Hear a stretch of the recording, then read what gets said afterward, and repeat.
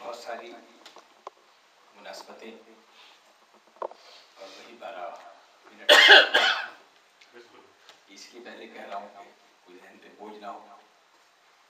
پہلی نسبت یہ کہ ایک محب اہل بیت اور اس محفل کے بانی جناب اشتیاق زیدی صاحب کے گھر سے آغاز. جب ترتیب میں کوئی فرق نہیں تو میں یہ کیسے مان لوں کہ ان کی موجودگی میں کوئی فرق ہوگا. حسین کہتے ہی اس کو ہیں کہ جو اپنے چاہنے والوں کو مرنے نہ دے. دوسری مناسبت کہ آج دو معصوموں کی شب ولادت بلکہ ظہور نور کے ظہور کی شب ہے. ایک پہلا معصوم جو خاتم الانبیاء ہے اور ایک اس امام کی ولادت ظہور کی نزول کی شب جس کی نسبت سے ہم مسلک جعفریہ کہلاتے ہیں. یہ ساری مناسبتیں اپنی جگہ مجھے آپ کی سماعتوں پر بھروسہ کرتے ہوئے 10-12 منٹ میں گفتگو کو ختم کرنا ہے. پہلی گزارش تو یہ ہے کہ محبت اہل بیت کا کرشمہ دیکھیں کہ حسین کے ایک چاہنے والے کی محبت کا یہ عالم ہے کہ آج کوئی آدمی یہاں سے غیر حاضر نہیں ہے. اس لیے کہ یہ وہ محفل ہے جو اشتیاق بھائی نے شروع کی تھی. ان کی محبت میں جب اتنی کشش ہو سکتی ہے تو وہ جن سے محبت کرتے ہیں سمجھانے کے لیے اگر دنیا کو سمجھ آ جائے. اور یہ محبتوں کے ہی سودے ہیں بزرگان محترم. لوگ زندہ رہ کر اپنے آپ کو لوگوں کو متحد نہیں رکھ سکتے. اشتیاق بھائی کا کمال یہ ہے کہ ہم سے پردہ کرنے کے بعد ہمیں متحد رکھا ہوا ہے اور یہ اس محفل کی شان ہے. اور وقت میرے پاس محدود ہے. جب محدود وقت ہو تو جو لڑنے والا سپاہی ہوتا ہے وہ ہتھیاروں کا انتخاب سوچ سمجھ کے کرتا ہے. سبحان اللہ. مدح شہید نشان نہیں لکھ سکتا, مشکل ہے یہ عنوان نہیں لکھ سکتا. اللہ کو زیبا ہے محمد کی ثنا, میں دوسرا قرآن نہیں لکھ سکتا. محترم امت مسلمہ نے جشن ولادت منائی تو ہے, ربیع الاول منایا, عید میلاد النبی منائی تو ہے. کسی کے ولادت کے منانے میں دو چیزوں کا تذکرہ ضرور ہوتا ہے. یہ بتائیے کہ وہ کس کی گود میں پلا اور کون کون اس کی گود میں پلا. یہ تو حوالے بزرگان محترم بہت بنیادی سوال ہے کہ وہ جو اس دنیا میں آیا ہے وہ کسی گود میں پلا ہوگا, کسی آغوش میں پلا ہوگا. پھر میں شعروں کا سہارا لوں اور شعر بھی آپ کے بہت سنے ہوئے کہ جس آغوش میں پلا وہ آغوش ہے کون, اس آغوش کو کہتے کیا ہے. سوچ سمجھ کر دریدہ دہنی کیا کیجیے. ہر شخص ہر فرد فطرت اسلام پر پیدا ہوتا ہے, لیکن جس گود میں پلتا ہے اس گود کا جو مسلک ہو یا مذہب ہو اس میں ڈھال دیتا ہے.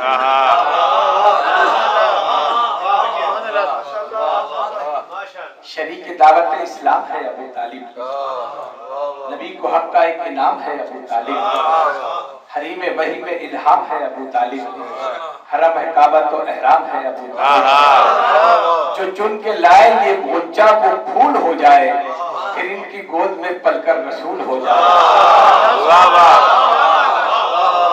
پیغمبری کی بلاؤں کا رد ابو طالب, مدد خدا کی بشکل مدد ابو طالب.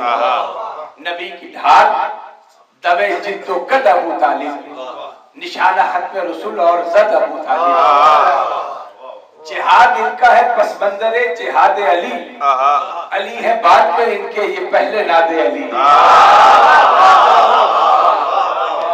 रसूल इनका बड़ा एहतराम करते थे, नुज़ूल वही से तंजीम आम करते थे, सहर को उठते ही अव्वल ये काम करते थे, इन्हें नमाज से पहले सलाम करते थे। सहर को उठते ही अव्वल ये काम करते थे, इन्हें नमाज से पहले सलाम करते थे। नबी अगर किसी काफिर को यूं सलामी है तो फिर जरूर नबूवत में कोई खामी है। जिस आगोश में पले बुजुर्गान मोहतरम, वो आगोश अबू तालिब की। दो ही हस्तियां हैं जो इस आगोश में पली। मेरा साथ दीजिएगा बुजुर्गान मोहतरम। कभी सुना आपने कि रसूल ने, अबू तालिब ने रसूल को अपने कांधे पर बिठाकर ये कहा हो कि ये रसूल मेरे कांधे पर है? हिफाजत का तरीका है, कांधे पे नहीं बिठाया, बिस्तर पे सुलाया और रात को तब्दील कर दिया। जहां अली सोते थे वहां मोहम्मद को सुलाया, जहां मोहम्मद को सुलाते थे वहां अली को सुलाया। मैं मदरसों की बात नहीं कर रहा, बुजुर्गान गिरामी, सुभान अल्लाह, इस मिंबर की खताबत की बात कर रहा हूं। हज़रत हसन ज़ैदी से लेकर नौनहलवी साहब तक के जुमले हैं कि अली कैसे ना शब हिजरत सोते बिस्तर, कैसे ना, वाह, ये उनके जुमले हैं, उर्दू जबान का भी इस्तेमाल है। अली, अगर मैं और आसान कर दूं कि अली कैसे ना सोते उस बिस्तर पर, बचपन की पड़ी हुई आदत थी, इसीलिए सुकून से और ये आदत उसने दिलाई जिसे अबू तालिब कहते हैं। अच्छा बुजुर्गान मोहतरम, मुझे इमाम जाफर सादिक अलैहिस्सलाम से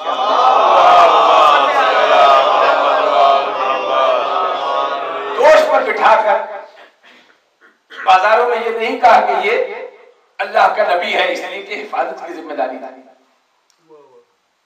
वो रसूल जो अल्लाह का रसूल है उसने तो कुछ नहीं कहा, लेकिन अल्लाह ने कहा, ऐ रसूल तुमने हम पर एहसान किया है ना, मेरे मोहम्मद को अपने अली के बिस्तर पे सुलाया, मुझ पर एहसान किया ना, मैं भी अगर मोहर नबूवत पर तेरे बेटे के कदम न जमा दूं तो मुझे भी अल्लाह अल्लाह कहता।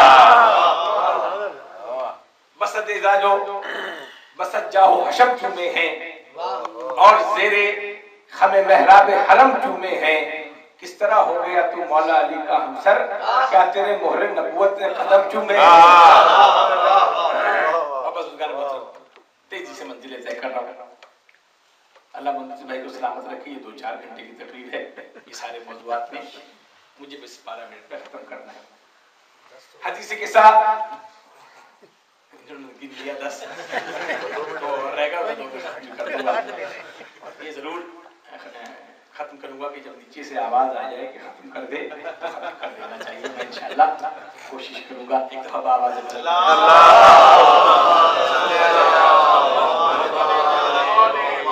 बस एक जुमला। आज हदीस के साथ की महफिल है और ये हदीस के साथ की महफिल आगाज है पहले मासूम के जिक्र से। सुभान अल्लाह। उलमा कराम के कहे हुए जुमले हैं। मैं जब उलमा कराम कहता हूँ तो मेरे चेहरे को गौर से ना देखा करे बुजुर्गान मोहतरम। उन उलमा कराम के जूतियों की खाक जिन्होंने अली की मोहब्बत में शरीयत के ताने बाने बुने हो, जिन्होंने विलाय अली की असास पर अकीदे की इमारतों को तामीर किया हो, उनके धूल उड़ते जर्रों को हम अपनी आंखों पर बिठाने के लायक समझते हैं। मुझे इमाम के हवाले से 1-2 मिनट ऊपर हो जाए से मालूम के साथ। देखिए 2 सूरतें उलमा कराम ने बयान किया इसी तरह कि नुज़ूल वही के 2 रवैये हमें मिलते हैं, एक बिरादरान अहले सुन्नत के यहाँ और एक हमारे यहाँ।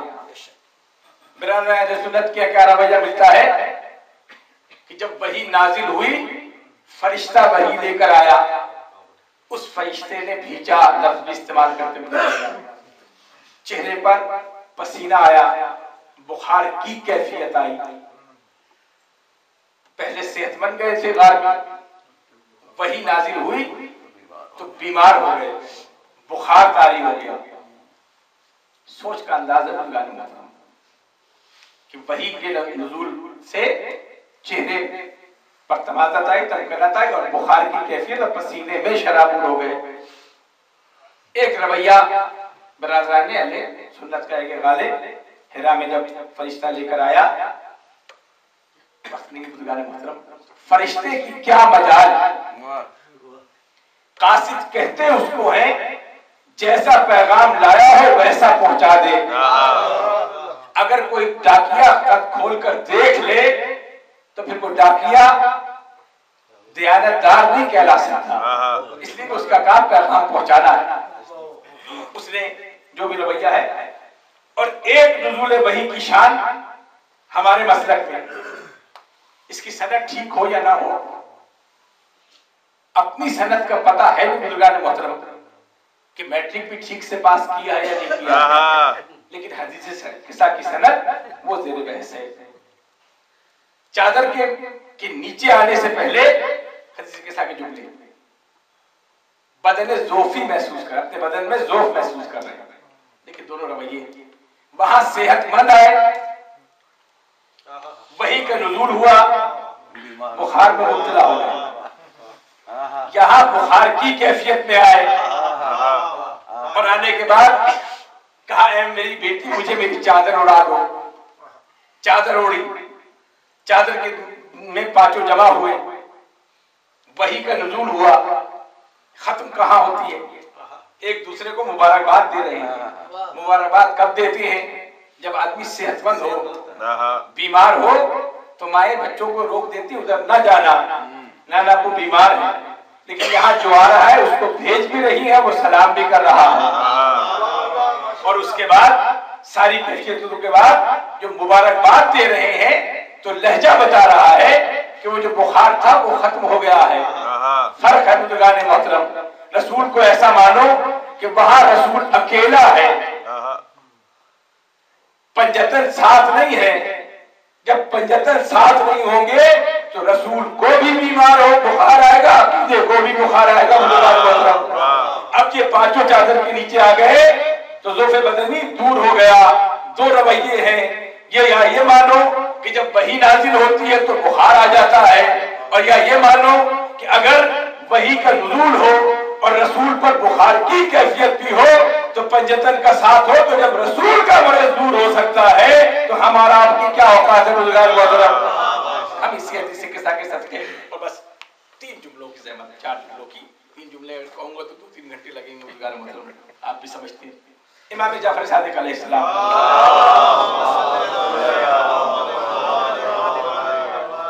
رہت بہ سکتا نہیں بزرگان محترم. ایس ایم ایس آپ کو بھی آ رہے ہیں، ایس ایم ایس مجھے بہت زیادہ آتے ہیں کہ اس منبر پر، یہ جو مجلس کا منبر ہے اس پر اہل مدرسہ کو بیٹھنا چاہیے. سبحان اللہ. یہ 2 منٹ مجھے گفتگو کرنی ہے. بسم اللہ. یقیناً بہت تحقیق کے بعد، بہت سوچ سمجھنے کے بعد اس منبر پر اہل مدرسہ کو بیٹھنا چاہیے تاکہ علمی باتیں ہو سکیں. آئیے جسے امام جعفر صادق علیہ السلام، میں بالکل تاریخ کا آدمی اور نہ عبدالحکیم گلترابی کے کامرس کا آدمی، میں سیدھا سادہ سا آدمی ہوں. گزارش سن لیجیے. وہ جس کے مدرسے جس کو زیب دیتا ہے بزرگان محترم، وہ ہے امام جعفر صادق علیہ السلام کا مدرسہ. پوری ذمہ داری کے ساتھ 4,500 شاگرد جس مدرسے میں براہ راست علم حاصل کر رہے ہوں، وہ علم کون سا حاصل کر رہے ہوں؟ جو علم دے رہے ہیں، جسے امام جعفر صادق ہے، لفظ صادق کا استعمال ہے، وہ مدرسے میں علم دے رہے ہیں، مدرسے میں تعلیم دے رہے ہیں، مدرسے میں شریعت پڑھا رہے ہیں، مدرسے میں دین کی تعلیم دے رہے ہیں، علم کی باتیں ہو رہی نا بزرگان محترم. جائیے آپ کے پاس بھی وقت ہے, میرے پاس بھی وقت ہے, مجھے کوئی ایک حوالہ دکھائیں کہ امام نے مدرسے میں فرش ادا بچھایا ہو اور اپنے کسی شاگرد کو منبر پر بٹھایا ہو. بہت بڑا دعویٰ نہیں کرنا بزرگان کر سکتا ہے, میری اوقات کیا ہے, لیکن میرا دل کہتا ہے کہ میں یہ بات آپ سے کروں اور آپ غریبان میرا ہاتھ آپ کا, کہ کوئی شاگرد ایسا, اچھا امام کا شاگرد ہوگا کون؟ شاگردوں کی ایک فہرست ہے. شریعت اگر کسی نے سیکھی ہے تو اسی مدرسے سے سیکھی ہے. ہر آنے والے نے یہاں زانوے تلمذ طے کیا ہے بزرگان محترم, یہ وہ مدرسہ ہے. پھر گزارش کر رہا ہوں, مدرسے میں کبھی فرش ادا بچھائی ہو اور اپنے کسی بہت بڑے شاگرد سے کہا تم بیٹھو اور دو چار مسئلے مجھے بتا دو. آپ کی خاموشی مجھے پتا ہے, پورا سال چلے گا اور آسان کر دوں. سبت جعفر دبئی میں ایک محفل میں شریف تھے, اس سے پہلے ماہر موت ایک شخصیت ہے, ان کا نام بھی موجود, انہوں نے ایک لمبی تقریر کی, موت کا خوف دلایا, اس کے بعد کہا ذہن سے پڑھنا حرام ہے, یہ سب نہ پڑھا کرو, اس کی گنجائش نہیں. سبت جعفر کھڑے ہوئے, انہوں نے کہا تقریر تو وہ کر چکے, اب تقریر تو میں نہیں کر سکتا, میں ہاتھ باندھ کر ایک گزارش کرتا ہوں اور وہ میں اپنے بچوں تک پہنچانا چاہتا ہوں کہ امام کا ظہور ہو جائے, اس پر تو سب کا یقین ہے, کسی وقت بھی ظہور ہو سکتا ہے, کہیں بھی ہو سکتا ہے. اس وقت ظہور فرما جائے اور یہاں تشریف فرما ہو, یہ تو طے ہے نا فرش ادا پہ بیٹھے ہیں, کوئی امام ایسا نہیں جو فرش ادا پر نہ بیٹھا ہو, یہ تو طے ہے نا کہ وہ فرش ادا پہ بیٹھیں گے. اگر وہ آ کر بیٹھ جائے تو کس فقیہ میں یا کس ولی فقیہ میں, یہ لفظ بدل دوں, کس بڑے سے بڑے عالم میں یہ دمخم ہے کہ وہ اٹھ کے بیٹھے اور کہے فرزند رسول دو چار مسئلے مجھ سے سن لیجئے. آ کے منبر پہ بیٹھے, امام کہے بھی تو اس کی ضرورت نہیں ہوگی کہ کس کے سامنے میں مسئلہ بیان کروں. کہنے لگے مگر میں اٹھوں گا, میں قدموں پہ ہاتھ رکھوں گا, میں کہوں گا مولا جب دیوبند کو اجازت دی ہے تو مجھے بھی اجازت دے دیجیے, جب قرآن اسدی کو اجازت دی ہے تو مجھے بھی اجازت دے دیجیے, جب ہارون مکفوف کو اجازت دی ہے تو مجھے بھی اجازت دے دیجیے, اور جب ابو عمارہ کو اجازت دی ہے تو مجھے بھی اجازت دے دیجیے. نام اس لیے لے رہا ہوں کہ دامن وقت اتنی گنجائش نہیں. ابو عمارہ ان میں وہ شخصیت ہے جو آج کے ہمارے دور میں وہ چیزیں نظر آ جائیں گی. امام کی بزم میں نہیں آتا, شعر یاد کر کے دوسروں کے چوک پہ کھڑا ہو کر مولا کی منقبت بیان کیا کرتا تھا, گا کے یوں سمجھیے لہن کے ساتھ. لوکل تھا بزرگان محترم, اس لیے چوک پر پڑھتا تھا, سبحان اللہ, تہذیب کو جانتا تھا.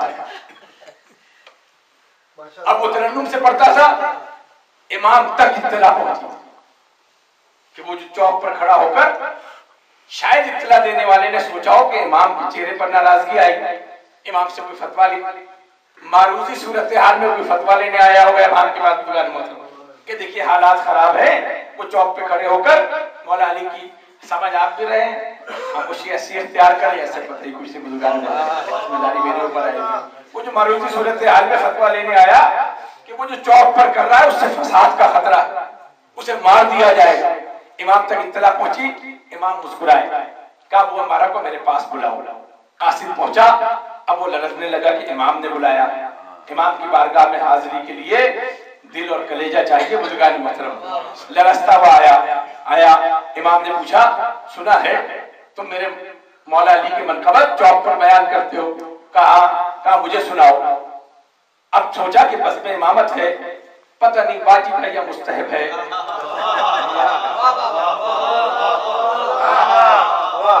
پتہ نہیں جائز ہے یا ناجائز ہے.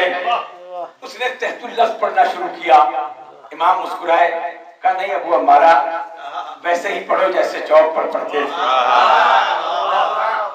جب اس نے پڑھا لہن کے ساتھ تو سوال کرنے والے کسی شاگرد نے پوچھا مولا یہ بتائیے کہ لہن سے پڑھنا جائز ہے یا ناجائز؟ امام کا جواب سن لیجئے, کہا سنو, اگر فن مقصد پہ غالب آ جائے تو ناجائز, اور اگر مقصد فن پہ غالب آ جائے تو جائز ہے.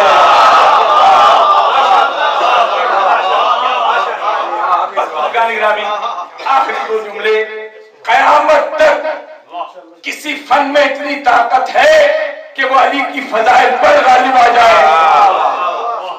अरे जब तलवारें सैकड़ अली के नाम से होती हो, हर जरी अपनी तलवार पे अली का नाम लिखवाए, हर फनकार पहले अली का नाम ले, फिर अपने फन को कबीरों की तरह पेश करे।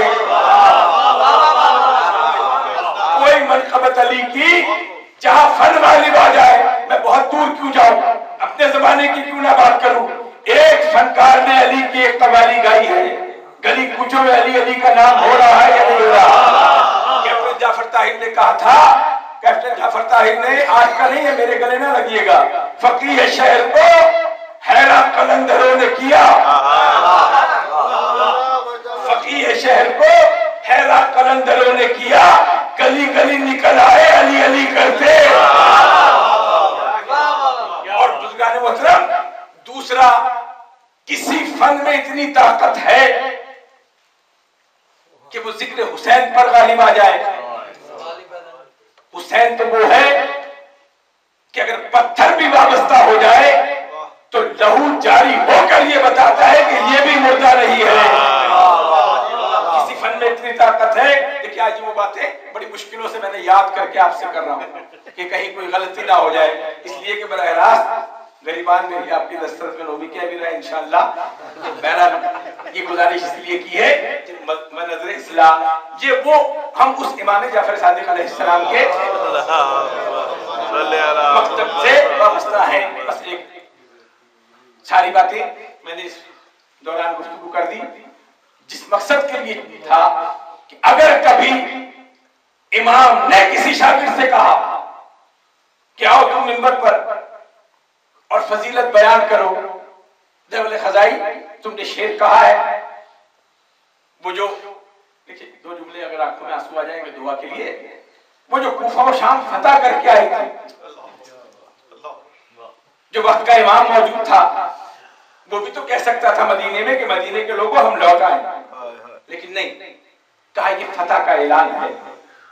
और फतह का ऐलान इंसानी जज्बों की गहराई तक पहुंचना है। पूछा कोई शायर है, कहा जज़लम एक शायर था, उसका बेटा बशीर इब्न जज़लम मौजूद है, कहा उसे बुलाओ। उसे बुला के कहा बशीर इब्न जज़लम तेरा बाप शेर कह लेता था, तू भी शेर कह लेता है। कहा शहजादी, कहा जाओ शेरों की सूरत में बताओ कि ज़ैनब लौट आई है, मदीने में ज़ैनब लौट आई है।